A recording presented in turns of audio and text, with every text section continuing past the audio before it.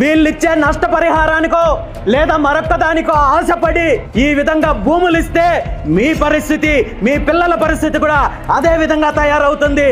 ఈ రోజు ఈ బలవంతంగా భూములు ఎవరైతే లాక్కుంటున్నారో వాళ్ళు దీన్ని వ్యాపారం చేసి దోచుకునే ప్రయత్నం జరుగుతుంది తప్ప ఈ గ్రామానికో ఈ గ్రామ రైతులకో వచ్చే జనరేషన్స్ కి న్యాయం జరగదు అనడానికి ఇదొక ఉదాహరణ మాత్రమే చెప్తున్నాను. దీని మీద ఇప్పటికే మనం అనేక రకాలుగా పోరాటం చేశాము. ప్రభుత్వానికి, ఈ రాష్ట్ర ప్రజలకు తెలియజెప్పే కార్యక్రమం చేశాము.